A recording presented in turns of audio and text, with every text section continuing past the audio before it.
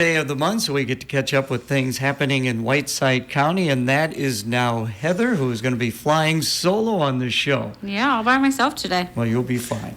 That's a good song, by the way. And I think Eric Carmen, all by myself. Anyway, winter tree maintenance. Let's get started with that. Yeah, so winter's coming. Today was a little colder than yesterday. Winter's just a great time for your pruning and thinning of all your trees. So if your trees aren't covered in all those leaves, it's just going to be easier for you to see all those dead or dangerous branches that you can remove. Also, because all the pests are dormant during the winter, you're not going to worry about them getting in through that cut. So you'll keep your trees healthy. If you're pruning them, that's going to help them to grow better. It's going to make them more productive and just give you a better outcome in the spring and fall. Also, since the ground is frozen, you're not going to worry so much about all that equipment wrecking your landscaping. So make sure you're doing that in the winter, and you'll just have a better outcome overall. And now, is there any guideline on how much you should be trimming? You just want to make sure that you're just getting all those dead leaves, all the dead limbs that are on there. It's kind of up to you what you want to take off, but yeah, so it's just up to you. Also, make sure you're trimming around your electric lines. That's a good time to do that, so that way you don't have to worry about any issues there. But be careful around the electric line. Oh, yeah, be careful. Be careful. Broadcasting seeds. Yeah, so winter is also a good time for that.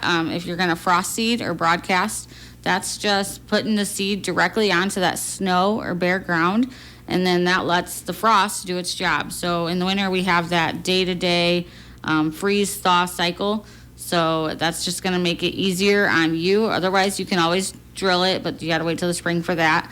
The biggest thing on that is make sure if you're doing it on snow, it's that fluffy, damp snow. If you do it on that icy stuff, it's just going to blow everywhere, or we're going to have all the critters eating it, and then you're not going to get a good outcome. Are seeds available through the Whiteside County Soil and Water Conservation? We can order seed for you. If you just stop into the office or give us a call, we can order any type of seed that you want.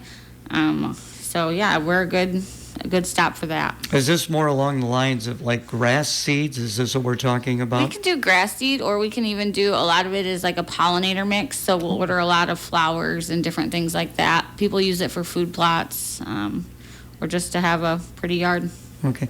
Where are you guys located at? So we are on Wilkins Drive. We're right next to the Morrison Institute of Technology outside of Morrison. Okay, MIT. I always think that's great. Yep. And you can even call us at 815-772-2124, extension 3, and we can help you on the phone as well. Again, visiting with Heather from Whiteside County, removing honeysuckle.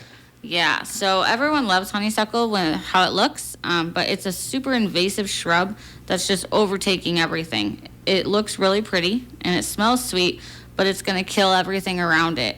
It's known to twine around young trees and make them so they can't grow. It's also really dangerous to your dogs. So how do you remove this? So the best way to remove honeysuckle is to cut it as close to the ground as you possibly can. And then you're going to use a herbicide. Something like Roundup will work, but you cannot just cut it. If you don't use herbicide, it's just going to come back. What does honeysuckle look like? I'm not exactly sure. It's kind of like a yellowish plant. It's hard to describe. It's just a really pretty plant, and it's a very perfumey smell. Okay. So a lot of people like to look at it, but it's super invasive and can be dangerous to your animals. Deer hunting.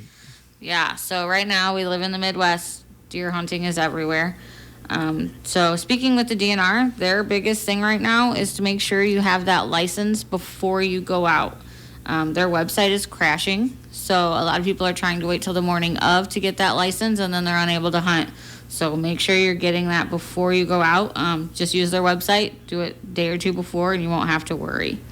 So what are the seasons? So right now we are in archery season. So archery season runs from October 1st to January 14th.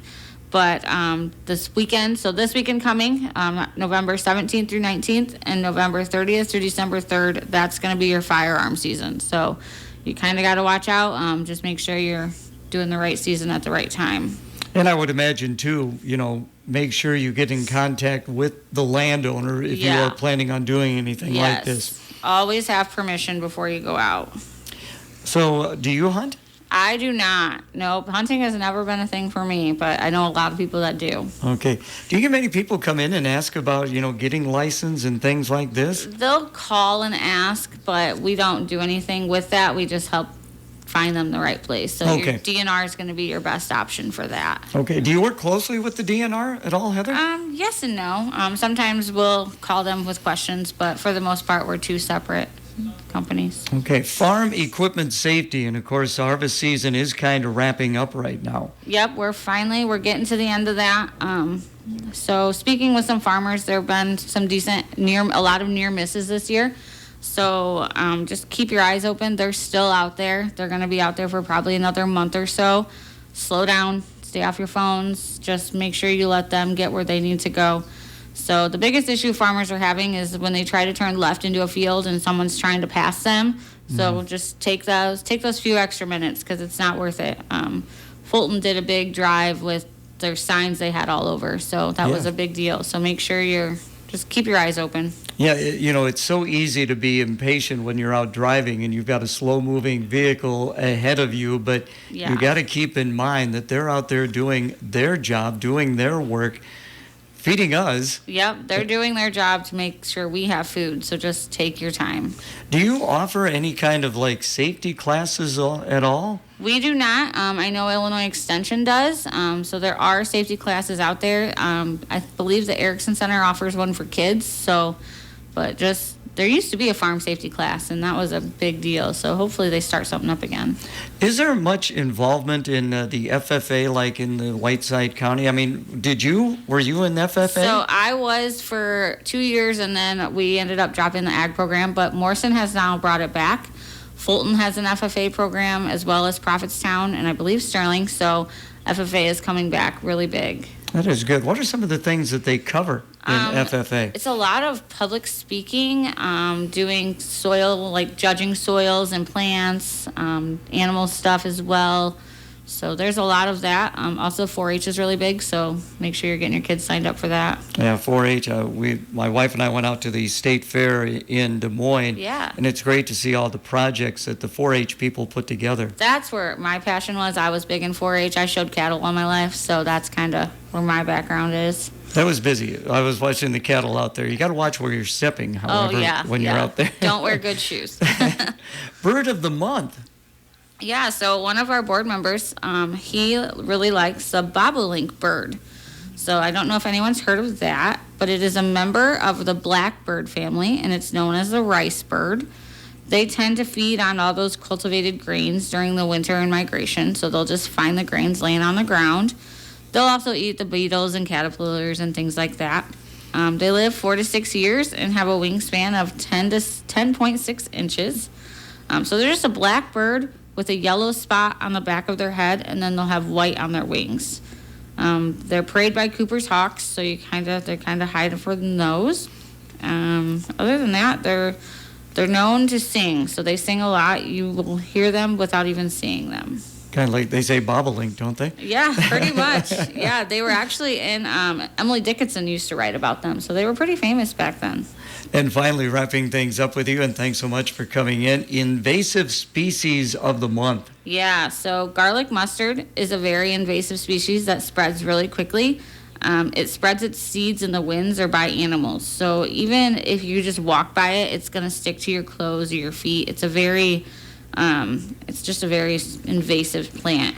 And you do not want to get garlic mustard on your skin. No, you do not want that on you. That is not good. Nope. So to remove that, the best way is to do it before it sets seed, because afterwards it's just going to spread more quickly.